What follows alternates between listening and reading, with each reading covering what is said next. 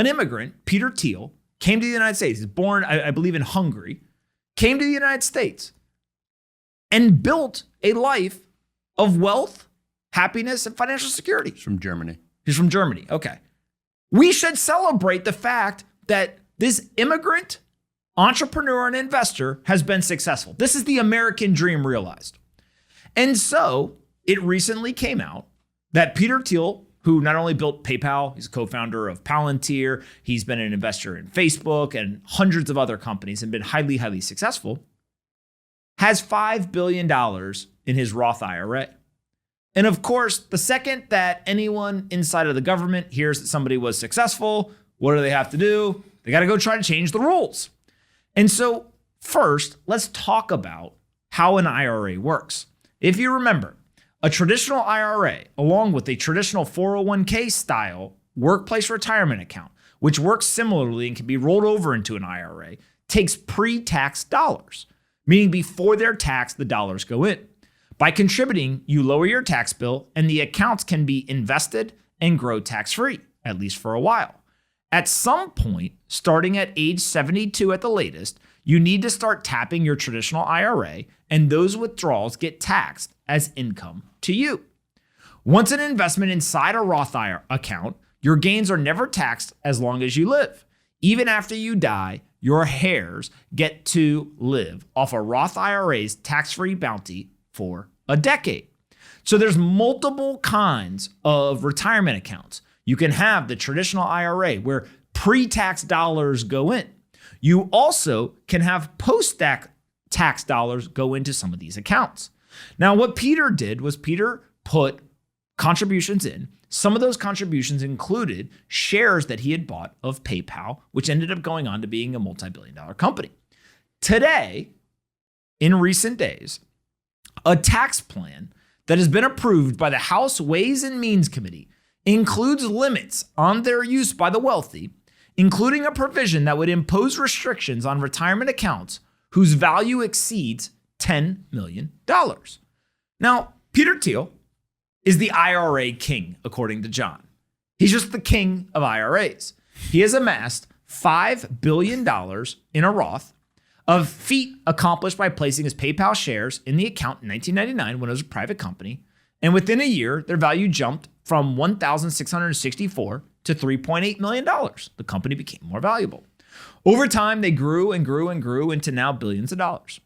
But the general premise of these new rules is that account holders must withdraw 50% of the accounts valued at more than $10 million. Larger accounts must also draw down 100% of Roth account size over $20 million. So somebody like Peter would have to go and take the $5 billion in his Roth IRA and take out all of it but $20 million. Now, why do they want him to take it out? Why do they want to force him to take it out? Well, because of course they're going to tax him. They're going to take it from him. And so what we are literally watching in real time is somebody who has been on one side of the political aisle that is now having the other side of the political aisle create rules targeted specifically at an individual like this in order to confiscate their wealth. That's what we're watching here. We can call it whatever we want. But the fact is, people got pissed because the news broke that somebody had a lot of money in their Roth IRA. And so they now are stepping in and they're literally creating a rule around it in order to get this individual to get the money out so that the government can then come in and take it. Now, it is not just one individual. There are 29,000 Americans that have an IRA worth $5 million or more. 500 Americans have an IRA worth $25 million or more, and 1 in 4 Americans have no savings for retirement. So there's a very, very big distribution here. Obviously, 25% of Americans have no savings for retirement. 29,000 Americans have $5 million or more in their IRA. So what we're talking about is going to affect a very small portion of the population, but it is still the spirit of the rule that seems wrong. Now, we have a quote from Robert Keebler, who, by the way, just gets internet points for having an awesome name, Robert Keebler. And he said, if Thiel is really clever and can get his adjusted gross income below the threshold, he will avoid this new rule altogether. So I believe the key is that in order for there to be some sort of distribution or withdrawal from the Roth IRA under these new rules, you have to have an income over $400,000. So if you showed up and you said, oh, I only make $250,000, they can't make you then take out the money. So it's specifically targeting people with high income over $400,000 and people with large Roth IRAs. Now, when we look at the ProPublica article that broke this news, they didn't do any favors because they posted it, and the title was The Lord of the Roths, which played into a whole bunch of different social thought processes around wealth and the condemnation of wealth. Now, on top of that, we've got this chart here that shows exactly what happened with the Roth. So you can see there that the Roth account was opened in 1999. He used it to buy founder shares. By the way, they write dirt cheap. No, that was just what the price of the founder shares were. It's not like he got a discount from the other founder shares. He didn't go and negotiate 50% off at the department store. That's what the price of the founder shares were. At the end of the year, the account is worth $1,664. Makes sense. By the time that we see it continue to grow, and you can see it's gone up and down in value. It has not just gone up over time. It's been volatile. That his Roth is worth $5 billion. Now, if an ordinary person had maxed out their Roth contributions every year since 1999 in a standard S&P 500 index fund, they would only have about $260,000. So what becomes fascinating about this is if you simply put your Roth contributions in for 20 years and you invested in the S&P 500, you would end up with $250,000. That's not even enough to live on for most people if you retire at 62 and you're supposed to live to 80. You literally can't retire at 62 and live till you're 77, 78, whatever the life expectancy is today, on $250,000 for the average person. So the existing benchmark that we use does not work in terms of how retirement is supposed to happen. So what we are looking at is somebody who's obviously a good investor. Forget the Roth IRA. Like Peter Thiel has done fantastic, as have many others. But we've also lived over the last 11 years in one of the greatest bull markets in history. And so when you have the stock market going up 20, 30, 40% year after year after year after year for a decade, and people are invested in the stock market in their retirement accounts, there is obviously going to be a lot of money that ends up in those accounts. Forget the outliers. 29,000 Americans have $5 million or more. Now, you may look at that and say, wow, how did they get $5 million in there? But if you simply started with somewhere around $250,000 or $500,000, and you did that back in 2000 when you were 30 years old, and over time, you have watched as the stock market has grown and grown and grown, by the time you had $1 million in there, and then all of a sudden the stock market went up 30% in a year, by the end of the year, you have 1.3 million. And then if the stock market goes up another 20%, you now have over $1.5 million. And this continues year after year after year after year until now you're sitting there and you've got over $5 million in your Roth IRA. That person isn't trying to do anything illicit. They're not trying to do anything nefarious. They simply are saying, tell me the rules and I will do what I'm supposed to do within those rules. Now, what I don't like is that somehow people are saying, well, we don't like the outcome of those rules, so let's change the rules. But they want to do it retroactively. They want to do it to punish people, not necessarily to say, hey, we believe that these rules worked up until now, but we're going to change the rules. And now if we change the rules going forward, this will affect anybody. I'll actually be okay with that. I don't like the fact that they want to change the rules, but if they want to change the rules and they want to implement it correctly, that's their right. We elect people. They go into office. They're there to represent the will of the people. And if that's what they choose to do, that's what they choose to do. That is the beauty of a democracy. But to say we are going to retroactively put this in place and we are going to punish people who have been successful in the existing system feels a little weird. Of course, why do they want the money? Simple. They have a huge tax plan. They want to spend the money. And so if you were to ask me, would I rather Joe Biden or Peter Thiel to have $5 billion to spend? I would much rather Peter Thiel have the money than Joe Biden.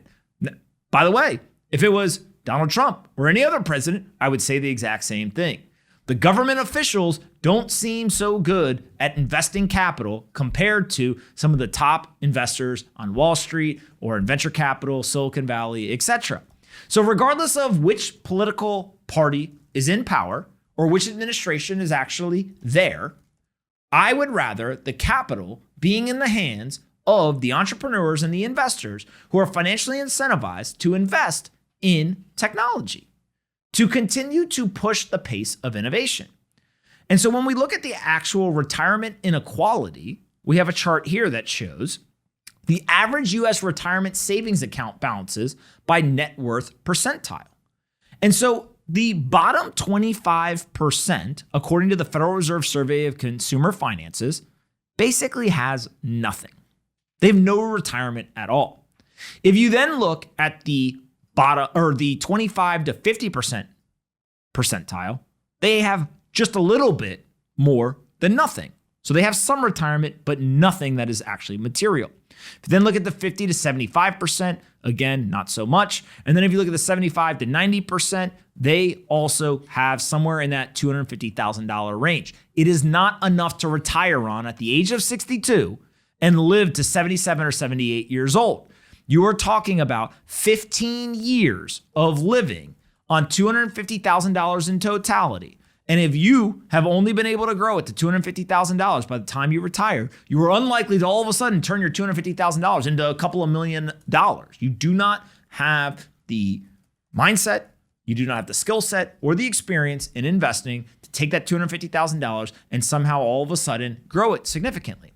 So what happens is that 90% or more of the average US retirement savings do not have enough money in it for the individual to retire today and live from 62 to 77 or 78 years old. Now, the top 10%, they have significant amounts in their retirement. What I personally believe is that we should go to that top 10% and we should say, how did you do it? What did you do? Walk us through exactly what you did. And then we should take that information and we should go and we should tell every single American, here is how you can get in a position where you will have enough money when you retire so that you are not dependent on a social security system that we know is supposed to run out of money within the next 12 or 13 years. So that you are not dependent on your government stepping in and saving you. Rather than condemning success, what we should look at is we should go and we should learn and we should take the knowledge of those who have figured it out and we should turn around and as part of a nationwide personal finance and financial education program, we should teach the bottom 90% of people who right now will not have enough money to retire how to do it.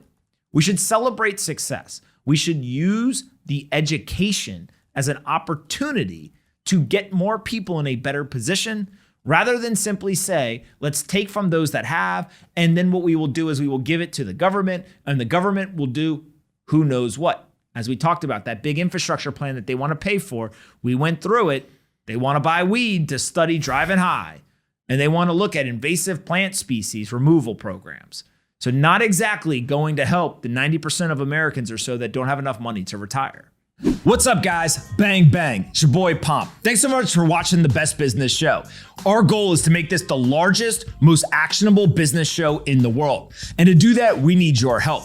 We've partnered with SoFi as our exclusive sponsor because they have a piece of software that we think will help you take the information that we share on a daily basis and make it actionable.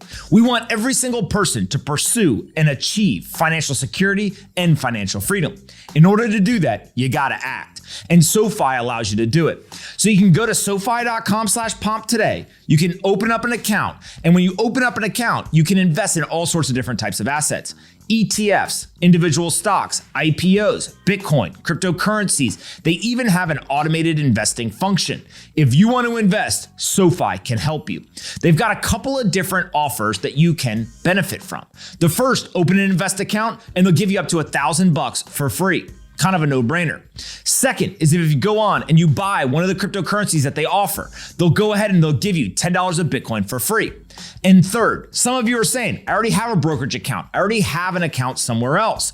Right now, you can get up to $5,000 for transferring your account. That's right. SoFi doesn't care where your current account is, but if you transfer it from that place to SoFi, they'll pay you up to $5,000 for doing it. Why wouldn't you do it? It's up to $5,000 for free. Head on over to SoFi.com/pomp today to get started. And come back tomorrow and watch more of the Best Business Show. Together, we're going to build the biggest show in the world.